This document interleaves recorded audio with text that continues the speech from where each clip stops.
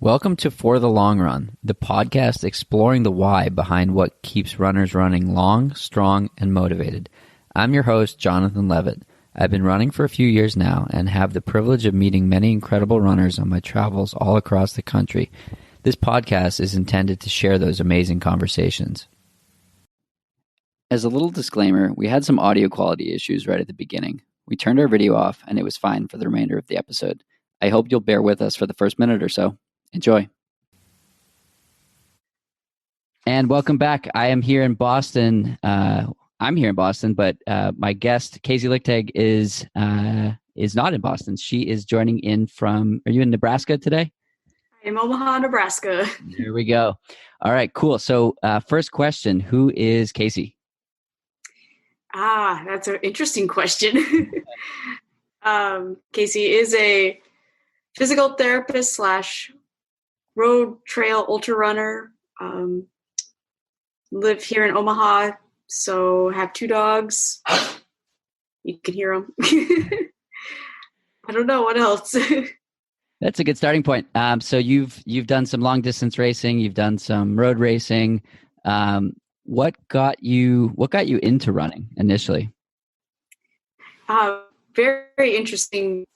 So back when I was all sports that did not involve running. And finally on my junior year, right during the summer, my cross country all the time.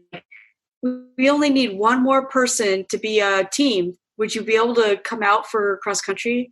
And I'm like laughing because I have not ran at all.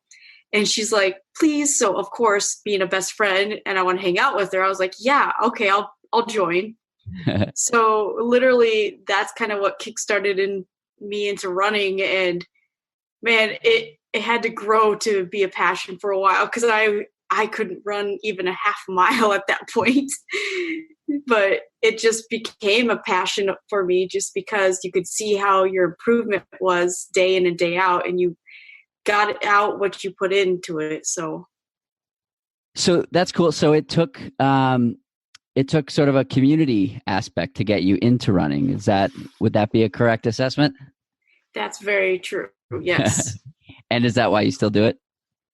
Definitely. I love being a part of this awesome sport we have. So when did you realize you were good at it? That's funny. That took a long time. I was the last person to finish on our team every meet of cross country. You know, I just wanted to be a part of that team. So I worked my butt off to, provide some, as much as I could. And then from that point on, I just started to work harder and harder and thought, you know what, I'm going to join some road races, do those kind of things. And I think just that dedication is what made me start getting better. So I think that it's interesting how what got you into it is still what keeps you going. A lot of people get into it for one reason and then their goals and objectives change. But from everything, that we know about you as a runner, you just love the community, and, everyone is in full agreement that you're one of the nicest people out there, and just, fully enjoying the moment, whether it's a good moment or a bad moment. I was at Western States in 2018, and I remember seeing you a handful of times, and it was really cool to see sort of like the life in a day replay, where, I think I saw you at the 50K, at the 100K, and then 80 miles. And then, and it was just, it's fascinating to see the different, the highs and the lows and the ups and the downs, but, with the smile on your face in all of these moments. That's what it's all about. So why do you do the long stuff? Why do you like 100 miles? Oh my gosh. I just love that feeling of, pushing beyond what you think is possible and just being able to go through those highs and lows and having to, problem solve all the time. I love that feeling. And like the longer I run, the happier I get. Even though it may hurt, it's still making me so happy just doing what I love. So how did the evolution of road running into ultra running or trail running into longer trail running, how did that happen for you? It was interesting. So I started out, doing cross country, and then I evolved to doing like 5 and 10K road races. And eventually I was like, I kind of want to do a marathon. And so I talked to my mom into running a marathon with me. And so we did a training, we did it all together. And unfortunately, I ended up becoming lame during the like final 2 weeks before the race. So I was able to finish the marathon, but I couldn't finish with my mom. She ended up doing the Boston qualifier, but I struggled to, finish. I did finish, but it was just kind of like a wake up call, like, whoa. And I loved it. I'm like, I got to do this again. And so then it just, I just went to, what are my next goal? What is my next goal? And seeing how I can take time off. I wanted to hit that standard of the 3:30 at the time to get the Boston qualifier. And that to me was so hard at that time. But, with the passion and dedication of just getting out there every day, consistency training, I finally achieved that. And then I went after like faster times. And it wasn't until it was 2011, I had just qualified for Olympic trials in the marathon. And 2012, so it was at CIM, and 2012 was in February was the race, Olympic trials. I did that, and right afterwards, my friend's like, "Hey, the end of February, there's a 50K down in Kansas that we always love to go to. It's called the Psycho Waiko. You should come." And I'm like, "What? I have never ran trails ever, and 50K. I know it's just 5 miles, but that sounds crazy far." So I thought about it, and I was like, "What the heck? Why not?" They talked me into it. I went down there. It was the most insanely cold day I've ever had experienced. It was like, I think the high was like maybe 10 degrees. So here I am, my first trail race, scared to death. I am like, oh my gosh, what do I wear? So here I am bundled up. I have like 5 tops on. Like I have 2 pairs of gloves with another extra huge pair of gloves on. I have this big stocking cap. And then like my tights, and I'm like scared, shaking at the start, like, oh my gosh, what am I doing? This is so silly. So I started the race, and I ended up running with a guy, and you could run with your dog.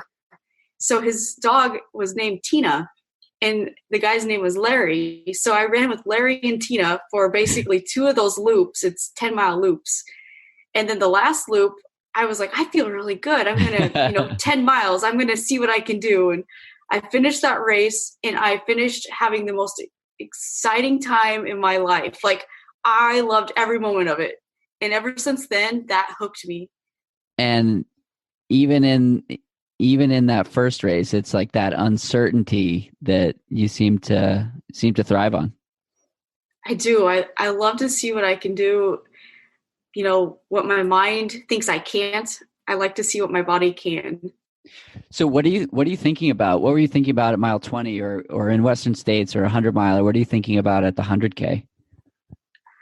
At that point, I'm definitely just dialing in on my effort and making sure at that point that I'm running at a level that I can finish the race. I don't run at that red line because it scares me. I like to run knowing that I have just a little bit of extra in the tank so that I feel comfortable running and not kind of that panic of like, what if I get to mile 78 and I have to DNF because I ran too hard? I never want that feeling. I want to make sure I have that little extra tank still. That's awesome. So you mentioned training for the marathon with your mom. You also do some running and exercise with your grandma. Let's talk about that. What's that like with both your mom and your grandma? Oh, that's I'm so blessed to have both of them. My grandma, she loves walking, and she wants to do all these little 5Ks that are local. So she gets out there and she walk trots is what she calls it on the trail that we have there in Dannebrog, which is like really fortunate, where there's like 300 people, but we have this amazing 3-mile trail around the town. And so she gets out there and she always lets me know that she's doing her training walks and runs. And so when we are able to experience a race together, like we like to make sure she can have a race that she can do too. We'll do our part and then we'll always go back and finish with her. And she loves it. She does it for, just being out there with us. She motivates me to get out there every day because she's 81. And if she can do it, I can do it. That's awesome. So is gratitude something that you practice? Absolutely. What does that look like for you? Just being able to get out that door every day is something I feel so grateful for. And there may be days where I don't really feel like running, or maybe I'm just not in the mood. But just knowing how, my grandma goes out there, does it. Like she always tells me, you won't have this every day of your life. There'll be a time when something happens and you may not be able to do what you love doing. So do it now. And ever since she said that to me, it's like, I am going out there because I can. And I am so grateful for this opportunity to do so. That's awesome. I had a conversation on this podcast with Mike Wardian in Squaw after Broken Arrow this past year. And so he was running 3 races that weekend as he loves to do. And so I asked him, I was like, why do you do it? Why do you do this? Why do you race so much? And he had a very similar answer. It was along the lines of, because at some point, either this will be taken away, or I won't have the passion for it, or I won't be able to do it. And I think that type of attitude or approach of having that kind of gratitude is powerful, and especially in a time like this where racing has been taken away from us, and we've sort of been blindsided by it, but we can still run. And so it's a gift that we can get out the door and just sort of like clear our mind for an hour a day or whatever it might be. That's very true. I actually know a lot of people that just run for running. They don't do races. And it's like, I think about it, I'm like, wow, that's even more inspiring, because they just do it because they love it. It's not because they want to work at, X goal for this race or whatever. So, we just have to take a step back and be grateful for what we are able to do. So how are you handling the limited race season? I was fortunate to be able to go to do a race in the Canary Islands, the Trans Gran Canaria. So I at least got, that race to kind of boost my season until we get to race again. So, taking off, Lake Sonoma and Silver State, some of those, like the Lincoln Marathon, those are heavy hitters, for your training, but you still can train, you still can run. You just have to be more, flexible with things, and they will come back. Races will come back. We just have to be patient. And so, I hope that Western States stays on there, but again, it could get taken off, and I understand, and I have to be willing to, just bear with it. Like everybody's having to give up things. So it's not just races. Definitely. So how does, switching gears a little bit, how does what you do for work impact you as a runner? And first, you want to share a little bit more about what you do professionally outside of running? Yes. So I'm a full-time physical therapist, and for me right now, I've been working in a hospital setting for the last 8 years. And so I see post-op patients, so anything surgical, ortho. So if they've had a total knee, total hip, total shoulder, spinal fusions, those are the people I see right after surgery. And I get them up out of bed. I get them walking for the first time, and to the point where they get to go home safely. And are you able to use some of your learnings from being a physical therapist for yourself as a runner? Or is it one of those things where it's sort of like a cognitive dissonance where a lot of experts are experts, with others, and they need, they need some sort of expert to help them too? Right. So, with my background in exercise phys and, biology, anatomy, it has helped me tremendously in knowing, if I feel something on my body that feels odd or off, whether to know if it's an injury or if it's something else related. So that's helped tremendously in keeping me healthy. Sometimes I'm too stubborn to be like we all are and Yeah. don't listen to those cues or listen to my head. But for the majority of it, I definitely have been really grateful for that kind of knowledge. And I still So, do have my own physical therapist that I see just because I like to have another set of hands or another set of eyes that can see the other things that I don't.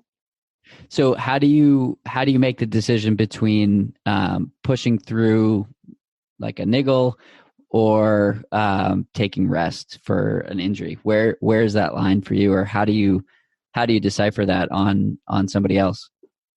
That's a very good question. And it's always changing and evolving.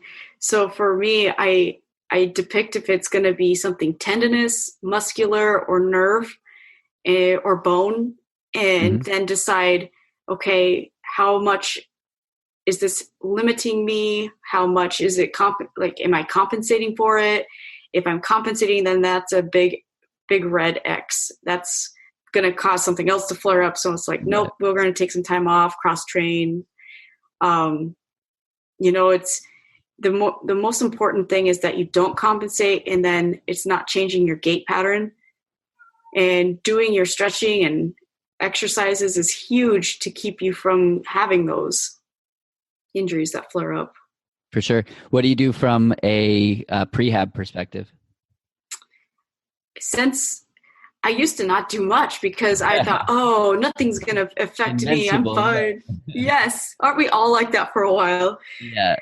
But since that, when I had my pelvic fracture, that really woke me up. And I'm like, okay, I have got to do things. I'm not getting any younger. So I have definitely been doing stretching is a huge thing after my runs. I don't do a lot of pre-stretching before runs or anything like that. I make sure when I start my run that it's super easy, and that keeps my body so it can warm up and not just push from the get-go. Also, I like to use like different tools and things to make sure, like massage tools. I'll use dry needling if something starts to get real tight and really irritated, for my physical therapist. Otherwise, just, really keeping flexible for me is a big thing. Cool. What are some goal races you have in the Midwest? Ooh, obviously Western States. I am excited to run High Lonesome this year. That's the race in Salida, Colorado. It's a 100-mile race, so that's a really big goal for me. Something I'm going to be out of my element again for With the running on. altitude and Yes, because I've honestly never gone above 12,000 feet, so 14,000 is going to be interesting. it's a little bit different up there, isn't it? Yes. What is it about Western States you love so much? I have fallen in love with that race ever since the day I stepped foot in Squaw Valley. The people, I feel like it's a family to me. They've welcomed me there. I've had the biggest highs and the lowest of lows there. So basically, I am like a raw person. My emotions are open when I'm at that race, and I have so many fond memories. I couldn't imagine not going there and being a part of it. And then how does the European racing compare to the racing here in the States? It's a lot different. Like the starting times for one thing. It's so weird starting at like 11 p.m. at night or 6 p.m. at night. It's just kind of weird to sit around all day thinking, I'm about ready to race. What do I do all day? Right. That part's interesting. that it's a lot of similarities, but there are some differences. I love both of them. I think everybody should experience both different types of racing, because in Europe, they have a lot, everybody uses poles, so you got to be Euro and use poles. Right. But like in the, United States, we don't have as much of that terrain here to have to use those kind of things. But I mean, they're so friendly and inviting, just as well as, Americans are. Cool. What are some big goals you have for yourself for the next 5+ years? Stay away from the coronavirus. The next 5 minutes, yeah. Yes. 5 weeks. Well, one of my biggest goals, I want to make 10 for 10 for Western States. Mm-hmm. This year would be number 7. Hopefully, if it goes on. So I want to get that 1,000-mile buckle from Western States. That's the biggest goal. And then I still want to travel the world. I want to go to New Zealand. I want to be there. I want to do the Andorra race. I just want to be out of my comfort zone and experience different things, because I know what I can do. And I obviously, I can run, but I want to see other things that I can do and problem solve. Like different types of racing or different terrain, or what do you mean by that? Probably like different terrain and types. So like Andorra is very, it's a beautiful place, but it's going to be really mountainous and rocky, and, using more than just running techniques. And also I would love to do like stage races. I think I would just love to have, a stage race where it's like every day you have to go out there and compete, those kind of things that I haven't tried yet, but I want to. Even I've thought about, I kind of want to do the 24 hours, see what I can do for 24 hours of running. I talked with Sabrina Little earlier this week about the 24-hour racing, and she was talking all about that, and that's a whole different beast. It's like, how do you approach pacing something like that even? Yeah, that's why I want to try it. It's just to see what happens. Yeah. So for you, it's really just the exploration of the unknown. Yeah. And going into new places and trying new things to see if you can. That's exactly it. I love problem solving, and running can do that for you. Cool. So, how has running changed since you began running as a professional athlete?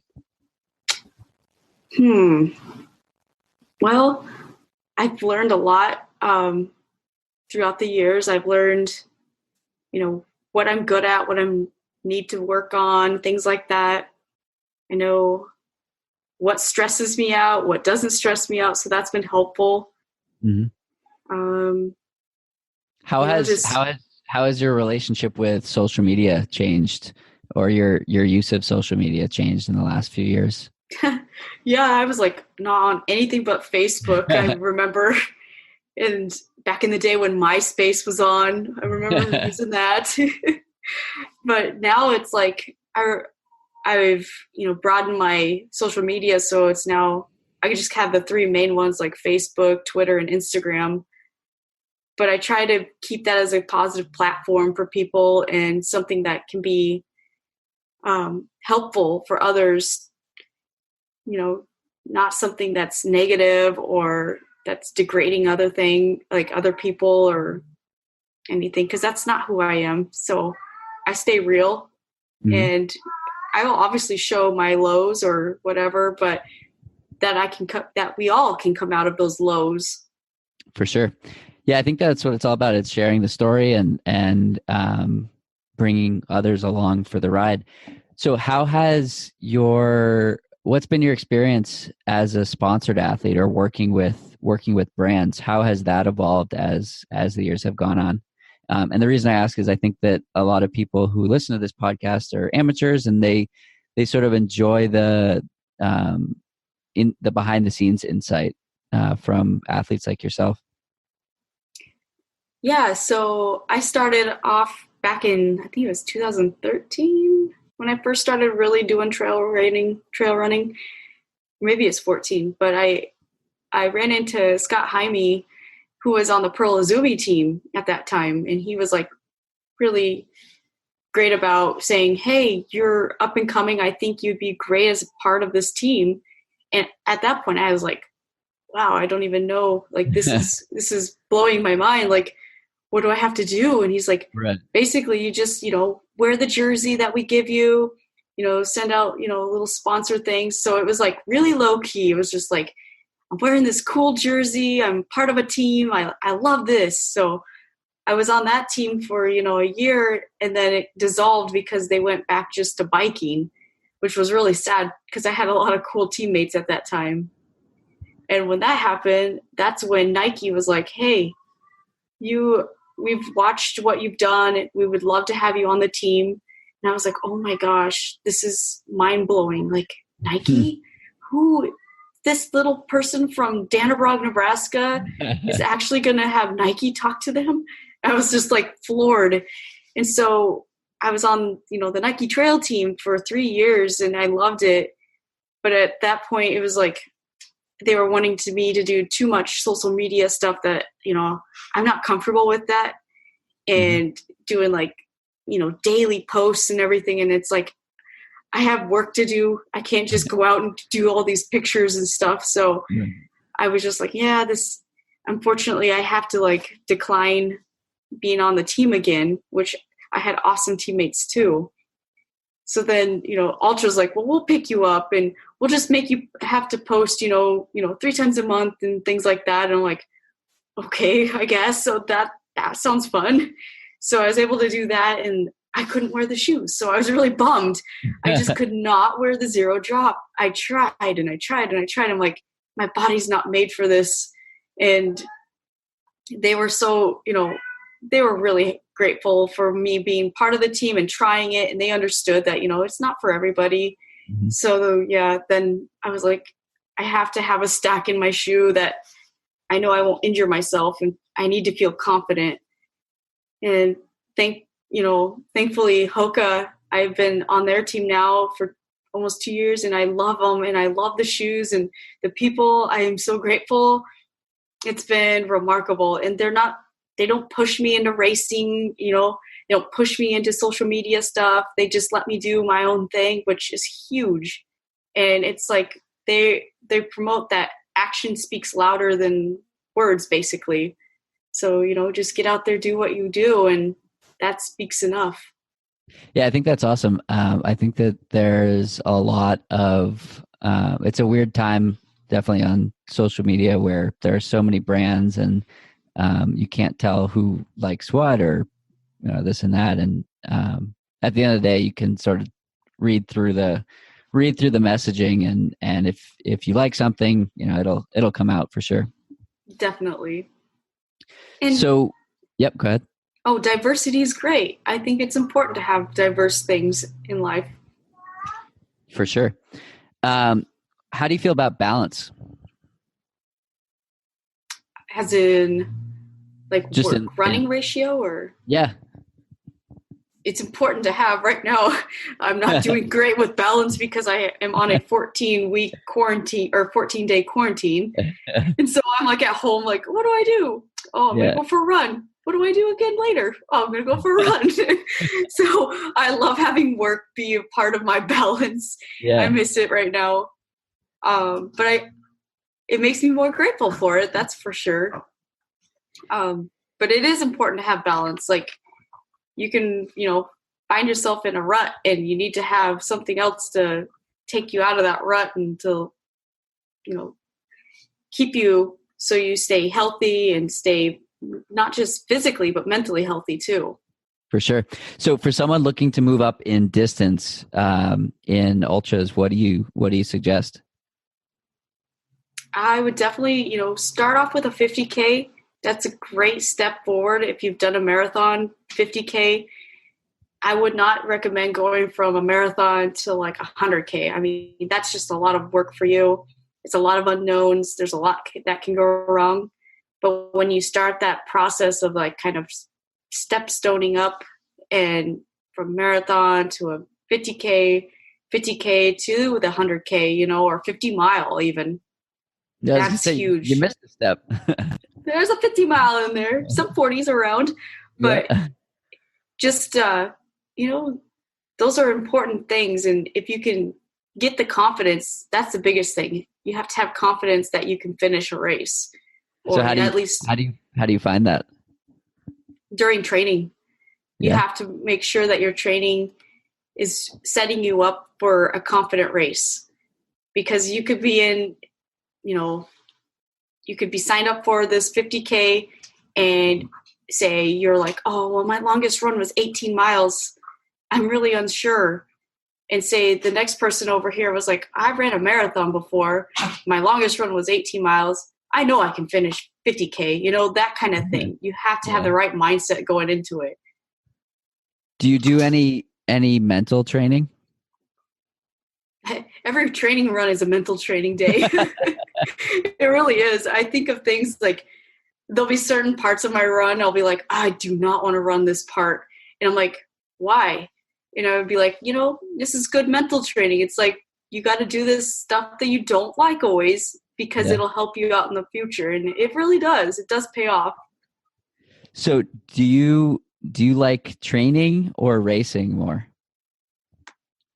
I just like running. Honestly, I love both. I love the aspect of racing because it has that community vibe, but I also love being out by myself and just training. I enjoy it a lot. Just being at peace with my mind. And so Cool. Honestly, I like both, but all in a balance. For sure. What do you wish people knew about you? Oh, goodness. The hard-hitting question. Yeah, I really don't know. You have like a hidden talent? Can you play the piano? I used to play the French horn and the piano. All right, there we go. Cool. Well, where can we find you on social media if we want to follow along with your journey? I am on Instagram, Ultra Runner KC. I am on Twitter. I think it's Kaci. I don't even know what my. I'm on all of these things. Just look up Kaci Lickteig, because I'm like the only Lickteig around. Awesome. And I'm on Strava too. I love Strava. Cool. Well, thanks so much for joining today, and good luck with the rest of your 14-day isolation. 6 more days. Cool. Thanks awesome. so much. Thank you. Sure. That's it for today's episode. Like many long runs, it's sad when it has to end. I hope you join in next week on For the Long Run. And in the meantime, happy trails.